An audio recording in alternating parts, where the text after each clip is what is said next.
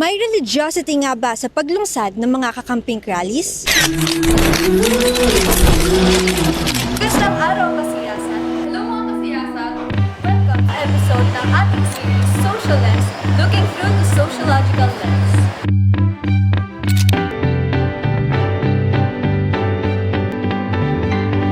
Samahan niyo ako mga kasiyasan. Gamit ang lente. Gamit ang lente ng sosyolohiya. Gamit ang lente ng sosyolohiya. Gamit ang lente ng sosyolohiya. The logical lens. Gamit ang lente ng sosyolohiya. Problemahin natin. Social lens, looking through the sociological lens. Tara, usap tayo! Welcome sa isa na namang episode ng Socio Lens, kung saan titignan natin ang iba't ibang isyong panlipunan gamit ang lente ng sosyolohiya. Bago ang lahat ay atin munang talakayin ang nakaraan ng Pilipinas sa usaping relasyon ng relihiyon at politika. Tara, pag-usapan natin. Nagsimula ang Pilipinas sa animismo bago ang kolonyalismo. Walang malinaw na linya sa pagitan ng kung ano ang sacred at kung ano ang profane. Ayon kay Emil Durkheim na isang sosyolohista, ang sacred o sagrado ay nauugnay sa kung ano ang iginagalang at banal, habang ang profane naman ay ang normal, karaniwan at pang-araw-araw na buhay. Ito sa kinalaunan ay naglatag ng pundasyon para sa koneksyon at pagsasanib ng mga gawaing panrelihiyon at pampulitikang pamumuno. Noong panahon naman ng kolonyalismo kung saan ipinakilala ng mga Kastila ang Roman Catholicism sa ating bansa, wala pang paghihiwalay ng simbahan sa estado. Ang mga tao ay ipinipilit na mag-convert sa nasabing relihiyon para maging bahagi sila ng estado. Ngayon naman sa post-colonial period, mayroon ng separation of church and state, ngunit malabo pa rin ang linya sa pagitan ng dalawa. Ang ilang botante ay madalas na nagbabase ng kanilang pagpili ng kandidato sa kanilang pananampalataya.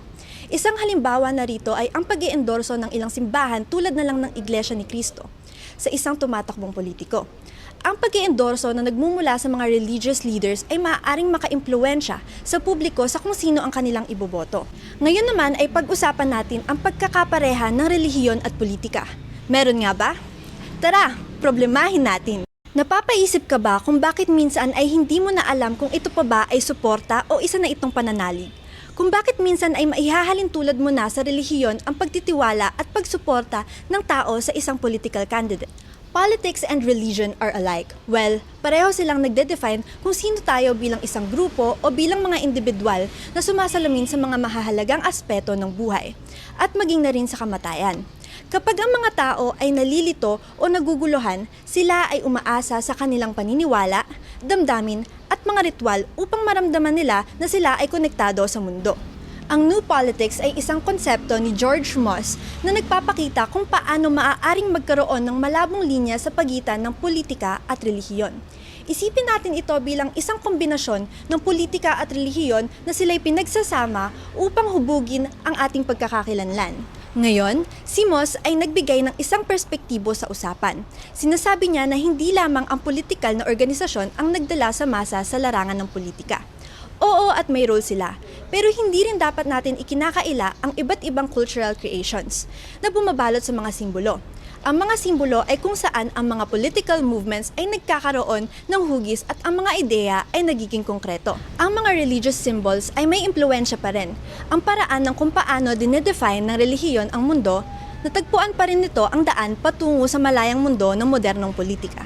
Sa pagsagot sa tanong na kung meron bang present na religiosity sa pink rallies given that they are reported being caught in great feelings of inspiration, energy, hope, and the shared vision of what the Philippines could be, tignan muna natin kung paano sinusuportahan ng mga tao si Leni Robredo bilang isang kandidato sa 2022 presidential race. Ang atensyon ay nakatuon sa kahanga-hangang suporta na natamo ni Leni noong panahon ng eleksyon. Sino ba si Leni? Bakit siya sinusuportahan ng mga tao? Tara, siyasatin natin. Ito'y batay sa kanyang mga kredensyal at sa kanyang pakikilahok sa politika. Si Leni Robredo ay isang social activist at isang human rights lawyer na nakilahok sa mga proyektong pangkaunlarang rural at tumutulong sa mga marginalized communities. May ambag siya sa pagbuo ng mga progresibong batas sa kanyang panahon.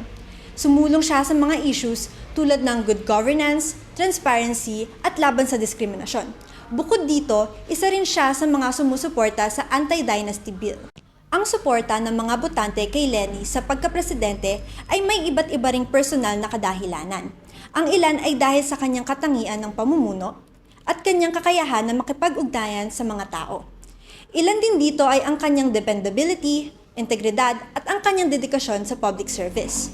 Bukod dito, iba pang rason ng suporta sa kanya ay ang pagkaramdam ng personal na koneksyon o pagkakasundo ng tao sa kanyang mithiin at pananaw para sa bansa. Ano naman ang impluwensya ng relihiyon dito? Ang church ay may impact sa politika.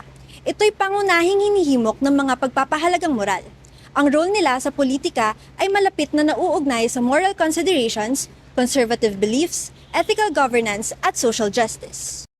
Tinitignan ba ng mga tao si Leni Robredo bilang isang sagrado?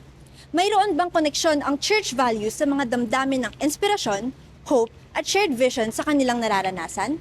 Ang usaping pagsuporta kay Leni Robredo, lalo na sa kaganapan ng mga pink rallies, maaaring hindi ito tungkol sa pagtingin sa kanya bilang sagrado. May malinaw bang religious influence sa pagsuporta kay Leni Robredo? Ang kawalan ng malinaw na relihiyosong impluwensya ay maaaring ibatay sa kaisipan na ang suporta sa kanya ay nagmula sa parehong moral values at commitment sa social justice, kaysa sa pagtingin sa kanya bilang sagrado o banal. Ang diin ay nasa shared commitments sa partikular na pagpapahalagang moral na nagpapalawak ng iba't iba at inklusibong support base. Ang koneksyon ng mga tao sa church values o sa kanilang pananampalataya ay maaaring magbukas ng common ground, isang moral na layunin na nagbubunga ng tinatawag ni Emile Durkheim na collective effervescence. Sino ba si Leni Robredo at bakit nakita siya bilang last resort upang makamit ng Pilipinas ang pagkakaroon ng good governance? Alam naman nating lahat kung bakit nga ba naghahangad ng matinong leader ang mga Pilipino. And it's because corruption and inefficiency here are prevalent, right? Kaya naman, noong inianunsyo ng dating Vice Presidente na si Leni Robredo na tatakbo siya sa posisyon bilang Pangulo, Filipinos finally saw a ray of hope for achieving inclusive, transparent, and successful governance. Si Attorney Leni Robredo, hindi siya katulad ng mga traditional politicians, in short, trapo. Instead, she decided to take on issues of social justice and support underprivileged communities. Ito'y nagmistulang pag-asa sa mga tao na nasa laylayan dahil nakita nila na may isang taong kayang sumuporta at ipaglaban ang kanilang mithiin kahit na ito'y nasa pinakaitaas na posisyon. Isa pa, ang kanyang dedikasyon sa katarungang panlipunan ang nag-uudyok sa mga tao upang suportahan siya. Ang pakikisalamuha ng direkta sa mga komunidad sa pamamagitan ng pagdinig sa kanilang bawat hinaing dahil may paniniwala siyang makakamit ang pagbabago kahit sa lokal na antas. This approach is embodied in her public service projects, most notably the Angat Buhay program, which tackles pressing issues like poverty and community development. Furthermore, people can see her transparency and accountability, two pillars of good governance. Her record demonstrates a dedication to these values, providing answers for the Filipino people's long-standing need for reliable leadership. At kung babalikan nga natin ang isa sa mga talagang tumatak na linya sa kanyang mga interviews, she stated that, "I am offering a brand of leadership that is trustworthy, competent, industrious, and dependable. You will not be fooled, you will not be robbed, you will never be left behind." Back to the question, kung atay nga ba ang religiosity during the Kakamping campaign? Hence, do people see Leni the same way as how they see God? To answer that, maybe there are similarities between her and the qualities typically associated with God in relation to the aspects of omnipresence and omnipotence. Of course, we have the knowledge na hindi maituturing na divine si Leni.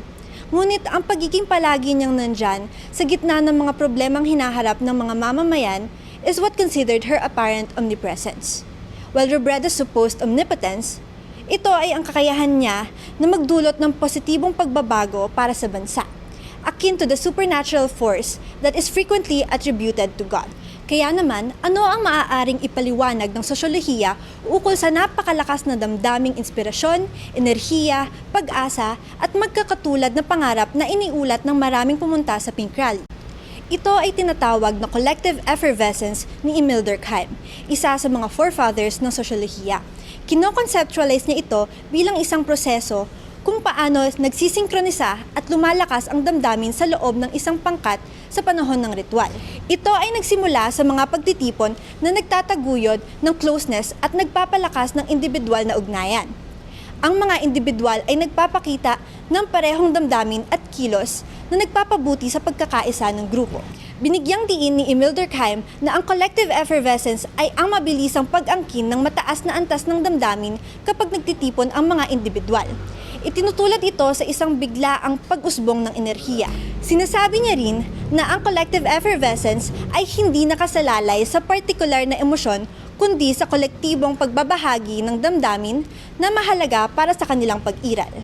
Kasama ng ibang mga eksperto na sina Collins, Moscovici at Pickering, sang-ayon sila na ang konsepto ni Durkheim ay naia-apply sa pangmalawakang range ng collective sessions observed in contemporary society.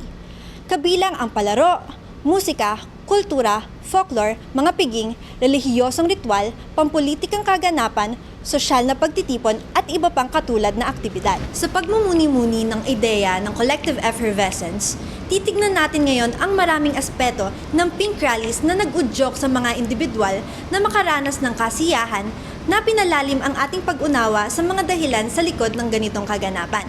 Let's now unveil the Kakamping Campaign. Alam mo ba na ang salitang kakampings ay hango sa mga salitang kakampi at pink na ginagamit ng mga tagapagsuporta ni Leni Robredo para sa 2022 presidential elections? Ang samahang ito ay binubuo ng iba't ibang organisasyon na may iisang layunin, ang pagbibigay importansya sa mga naiiwan sa gilid ng lipunan at paghangad sa mabuting pamamahala.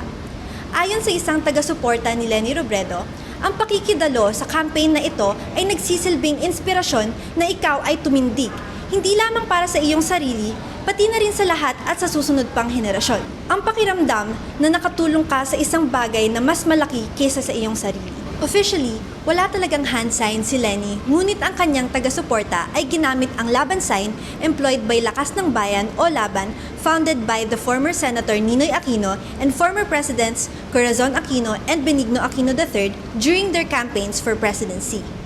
Dumako naman tayo sa mga naganap na pink rally sa iba't ibang sulok ng bansa. Her campaign saw a series of large-scale events across the Philippines. Kabilang sa mga notable na pagtitipon ay ang pambansang Caravan of Hope noong October 24, 2021 na umabot sa tinatayang 10,000 to support. Ang Proclamation Rally sa Naga City noong February 8, 2022. Ang Pink Sunday noong February 13 ay nakapagtala ng hindi kukulangin sa 20,000 na supporters sa Quezon Memorial Circle sa Quezon City. Ang mga sumunod na kampanya ay sumaklaw sa iba't ibang mga lalawigan kabilang ang Capiz, Aklan, Mindanao, Tarlac, Iloilo at Cavite. Ang Pasig Laban Rally noong March 20 ay nakaakit ng 180,000 na dumalo, ayon sa mga tagapagsalaysay. Ito ay mas pinaburan pa ng Manalakaran, Pampanga People's Rally noong April 9 na umabot ng mga 220,000 na katao. Ang rally para sa ika-57 na kaarawan ni Robredo noong April 23 sa Macapagal Boulevard ay iniulat na may 412,000 na dumalo. Ang peak ng kampanya ay nangyari sa Meeting de Avance sa Makati, kung saan nagtipon ang 780,000 na katao. Itinuturing na pinakamalaking rally sa buong kampanya. Narito na tayo ngayon sa part kung saan tatalakayin natin ang makahulugang kahalagahan ng kulay na pink sa kilusang kakampings. Ang pink na madalas i-associate sa pagkakaisa at pagmamahal ay naging simbolo ng solidaridad sa kilusan. Isang kakaiba at dynamic na movement na nabuo kung saan ang bawat nuance ng pink ay hindi lang kulay, kundi pati na rin simbolo ng iisang pananaw at sigla. Ayon kay Rivas, ang pink na kulay ay pinili mismo ng mga volunteers kaysa sa dilaw. Ang kulay na ito'y nadugtungan ng emosyonal na koneksyon na bumubuo sa samahan ng mga taga-suporta, nagtataglay ng iisang pagkakakilanlan na nagbibigay ng pagmamalaki at pagkakaisa within the kakamping community. Marami mang nagsabi na bayad nga raw ang mga supporters ni Leni, ngunit ang mga inilunsad na campaigns were possible through people joining voluntarily. Walang sapilitang naganap at walang kahit anumang bayad. Nagkakamali sila dyan, dahil ito ay isang kilusang pinapalakas ng voluntaryong pagtulong ng mga mamamayan. Ang pagiging strongly committed ng mga volunteers ang bumubuo sa organisasyong ito. Sa pamamagitan ng pagbibigay ng kanilang oras at kasanayan, nagiging mga aktibong ahente ng pagbabago at hindi mga simpleng tagapagmasid lamang. Ito ay nagbubunga ng paniniwala sa lipunan sa kakayahan ng mga ordinaryong tao na makagawa ng malaking pagbabago, nagtataguyod ng isang komunidad, na naniniwala sa pagsasama-sama para sa makabuluhang pagbabago. Talking about volunteerism, narito ang ilan sa mga artista sa bansa na nagbahagi ng kanilang talento, sumulat at gumawa ng mga kanta ng libre to express their support for Leni Robredo. Songs such as Kay Leni Tayo, created for free by Nika Del Rosario, Matt Olavides, Jelly Mateo, and Justin Peña. Rosas, another song composed by Nika Del Rosario featuring Gab Pangilinan. Leni Robredo, Ating Pinuno by Agat. Handa Ka Na Ba Kay Leni, written and composed by Ogie Alcacid. Ipanalo Natin To, written by Moira De La Torre and Lolito Go. Other songs by local artists in the country that were used in the campaigns, namely Liwanag sa Dilim by River Maya with Bien Constantino and Alapaap by Eraserheads. Sa pagpili ng mga kantang ito, ipinapahayag sa mga taga-suporta na aktibong kasapi sila sa isang kakaibang kilos. Sa tulong ng mga musika, mas naiintindihan ng mga taga-suporta ang lakas ng bayan at nararamdaman ang ugnayan sa pamumuno ni Leni Robredo. Ang mga taga-suporta ng kampanyang Kakampink ay nagpapakita ng matibay na dedikasyon sa iisang layunin sa pamamagitan ng kanilang sama-samang pagtitiyaga sa harap ng mga mahirap na pagkakataon that goes beyond simple participation. Halimbawa na lamang nito ay ang pagtitiis ng iilang oras habang nakatayo at tirik ang araw sa bawat campaigns ni Leni. Dahil inuuna ng mga taga-suporta ang tagumpay ng kilusan kaysa sa kanilang sariling kaginhawaan. Ito'y nagpapakita ng kolektibong pangako na hindi limitado sa kaginhawaan lamang. Ang kolektibong sakripisyo na ito ay nagbibigay diin sa matibay na paniniwala sa kahalagahan ng kilusan at sa isang pangkalahatang pag-unawa na ang partisipasyon at dedikasyon ay mahalaga sa pag-abot ng mga layuning ito. Another thing is that the movement doesn't back down from confrontational public engagement. Ang mga voluntaryo ay may lakas loob na lumapit sa mga botante na may matibay ng suporta sa iba pang kandidato. Ang mga personal na usapan na ito ay nagpapakita ng dedikasyon sa tapat na komunikasyon, bukas sa pakikinig, at pagsugpo sa maling impormasyon, at kamalayan na ang pag-angkin ng suporta ng publiko ay mahalagang bahagi ng proseso ng politika. Tunay nga, ang kilusang Kakampink ay sa madaling salita, isang walang katapusang pagpapakita ng pagsang-ayon at wagas na pagsusumikap. Bagamat magkaibang sitwasyon, may mga pagkakapareho sa pagitan ng relihiyoso at pagpolitikang aspeto dahil sa matinding damdamin ng pakikilahok at ang pangkalahatang layunin na makamtan ang iisang mahalagang resulta. Ang dedikasyon ng mga taga-suporta dito ay katulad ng pagpapakita ng debosyon ng mga tagasunod sa relihiyon. Pareho silang nagpapakita ng matibay na pakikisali, gumagamit ng iba't ibang paraan ng pakikipag-ugnayan, nagbibigay diin sa pakiramdam ng pagiging bahagi ng isang komunidad na may parehong layunin at naniniwala na ang sama-samang pagkilos ay magdadala ng mas magandang kinabukasan. Sa anumang aspeto ng politika, maraming rason kung bakit pinipili ng tao na suportahan ang isang kandidato. At ang mga ito ay maaaring magkaibang anyo at maraming bahagi. Sa kaso ni Leni Robredo, may ilang nagtataguyod ng kanilang suporta batay sa kanilang pananaw sa kanya bilang isang leader sa politika kaysa sa kanilang relihiyoso o teistikong paniniwala. As stated in the Rappler interview with Bella, 21, a devout Iglesia Ni Cristo youth member in Cavite, she articulated that her vote is for Leni as she's the one who has the true and real credentials needed to become a president. Maraming taong sumusuporta kay Leni Robredo ay nagpapahalaga sa kanyang posisyon ukol sa partikular na mga issue sa politika, sa kanyang background, sa kanyang estilo ng pamumuno, o sa mga patakaran na sinusuportahan niya. Ang kanilang tiwala sa kanyang kakayahan na harapin ang mga suliraning panlipunan at pang-ekonomiya, protektahan ang karapatang pantao, o itaguyod ang mabuting pamamahala ay maaaring maging batayan ng kanilang buong suporta. Para sa kanila, ang political agenda niya ay katugma ng kanilang sariling mga paniniwala at prioridad at ang kanilang suporta ay nagmula sa isang objetibong pagsusuri ng kanyang mga kwalifikasyon. Mahalaga na maunawaan na ang suporta sa politika ay hindi laging batay lamang sa teistiko o relihiyosong paniniwala. According to Kulatchay et al., ang mga malalaking bahagi tulad ng pagiging miyembro ng partidong pampolitika, mga katangian ng kandidato, posisyon sa mga issue, epekto ng lipunan at media, at ang mga faktor sa sosyo-ekonomika ay may malinaw na papel sa pagpapahayag ng kagustuhan ng mga botante kanilang mga pananaw at sa huli, ang kanilang mga desisyon sa pagboto. Ang mga pampulitikang desisyon ay kadalasang naglalarawan ng iba't ibang pananaw sa lipunan, tulad ng ipinakita ng mga taga-suporta ni Leni Robredo sa lungsod ng Makati na hindi naglalaman ng teistikong paniniwala. Sila ay nagtutulungan at nagkaisa sa kanilang suporta kay Robredo. Kahit may pagkakaiba sa kanilang mga paniniwala at pagsapi sa iba't ibang grupo.